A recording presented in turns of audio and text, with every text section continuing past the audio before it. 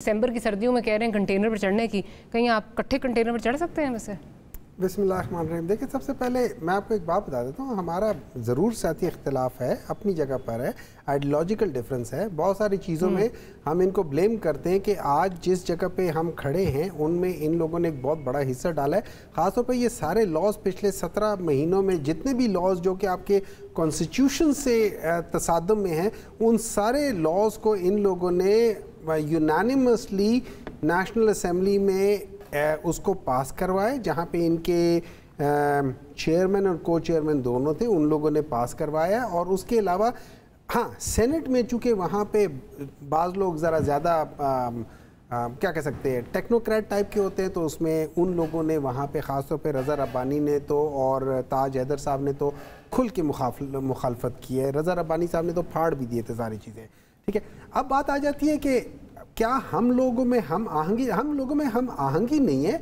अलबत्ता ये ज़रूर है कि हम एक पॉइंट पे हमारा ये मुत्तफ़िक है कि कॉन्स्टिट्यूशन में 90 डेज़ के अंदर इलेक्शन है। कॉन्स्टिट्यूशन में सिंपल सी बात ये है, आपको 3 जगहों पे, मेरे ख्याल में एक आर्टिकल 224 है, एक 48(5) है और एक और जगह है जहाँ पे ये लिखा हुआ है कि भाई इलेक्शंस 90 डेज़ के अंदर होने हैं। ठीक है, अब उसके अलावा ये लोग लेकर आ जाते हैं कि इलेक्शन एक्ट 57 जिसमें वो कहते हैं कि जी डेट वो देंगे। वहाँ पे भी ये नहीं कहा हुआ कि हम डेट 90 डेज से बाहर देंगे, वहाँ पे सिर्फ डेट देने का इख्तियार है, लेकिन डेट 90 डेज से बाहर देने का इख्तियार नहीं है। तो जो भी करना है। अब election according to the constitution, जो आइन है, जो दस्तूर है, वो कहता है कि अगर आपने डीलिमिटेशन करनी है तो डीलिमिटेशन इज नॉट मतलब ये जवाज नहीं है इलेक्शन डिले कराने का।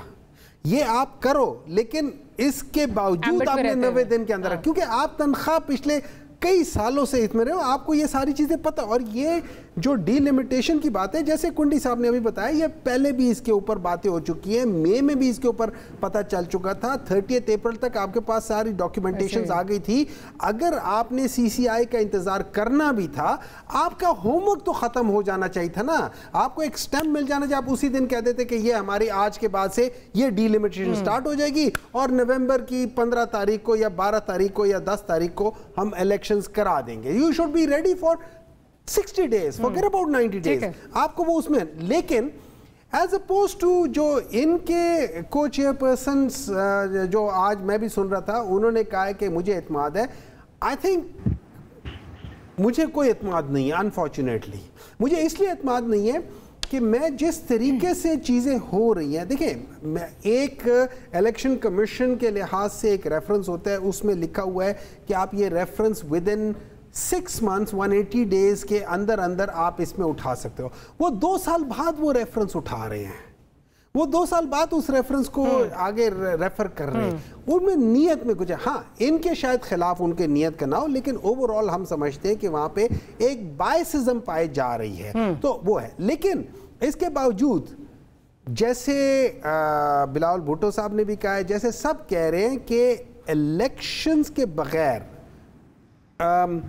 ये मुल्क आगे बढ़ नहीं सकता। अब जैसे जरदारी साहब ने बात की है कि हमें मईशत पे कंसंट्रेट करना चाहिए। देखिए, आप ये कहें कि यार तुम अपनी जॉब छोड़ो, तुम बच्चों की खाने पीने का फिक्र करो, तो जब मैं जॉब नहीं होगी तो मैं खाना पीना कैसे फिक्र करूंगा। इसी लिहाज से जब तक इलेक्शन से स्टेबिलिटी नहीं आएगी, आपकी मईशत जितना मर्जी पैसा बीच में डाल दे, आपकी मईशत स्टेबल होगी नहीं। वो एक बहुत बड़ी छलनी की तरीके से होगी और सारा पानी वहां से निकल जाएगा, कोई इन्वेस्टर नहीं आएगा, सर्कुलेशन ऑफ मनी नहीं होगी, लोग उसके ऊपर एतमाद नहीं, उस सिस्टम के ऊपर एतमाद नहीं करेंगे।